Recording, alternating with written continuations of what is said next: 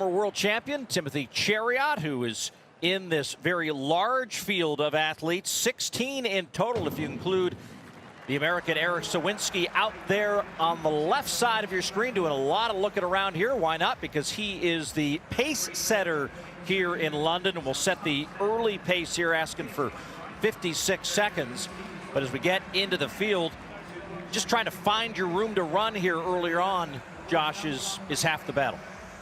Yeah, the pacemaking is key here, really, to stretch things out. Sawinski prescribed pace 56 at a quarter, as you mentioned, 152 at 800. Here he goes, and we really do need him to stretch it out because you can see there's a lot of traffic here, including Timothy Cheruiyot of Kenya, the Olympic silver medalist, 2019 world champion, 5-time Diamond League final winner. He's always in there when it counts, Paul.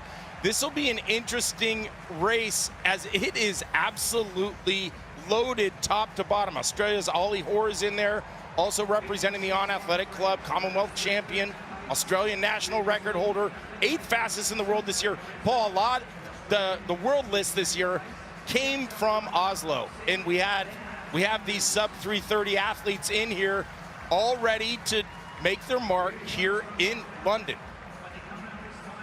American Yared Naguse back there in 4th position, settling in on this early pace.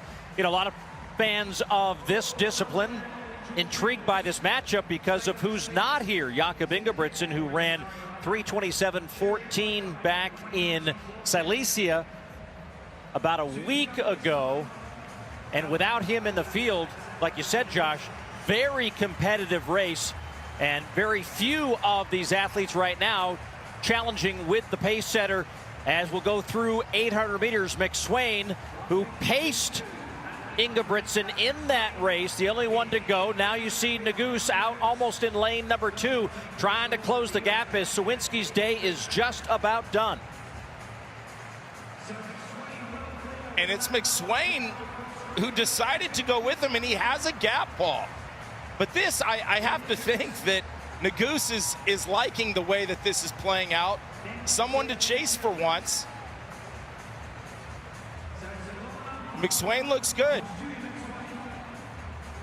You can see that real-time tracking of the athletes with Naguse about 8 meters behind. Mario Garcia, who was 4th at the World Championships last year, there in 3rd. A lot of movement back there as they reach the bell, and it's McSwain against the rest of the field. Now the Norwegian Nordås moves into 2nd ahead of Naguse and Garcia. Cheruiyot back there in 5th as they head down the backstretch for the final time.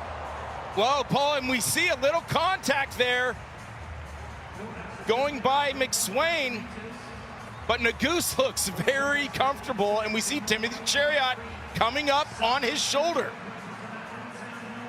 Naguse in 2nd, Cheruiyot now into 3rd, but everyone chasing the Norwegian Nordås as they'll come off the final turn. Look at this crowd trying to come to line. You see Cole Hocker, the American, back there fighting his way up, but right now it's Naguse. Naguse and Neil Gourley now finding another gear. And Naguse to the lead, and Naguse will take the win. A spirited last 100 meters, and the American will take the win in a shade over 3:30 as he holds off the Norwegian, and then 3 Great Britain athletes in 3rd, 4th, and 5th. Paul, I loved the way that Naguse responded coming down the home stretch, just like he did at the national meet. So much life left in those legs, and he always seems to have something for that last 50. A brilliant tactical race on his part. Is quick, 3:30.44, but his tactics here, he let McSwain go, he closed it, and then here we see him coming off the turn,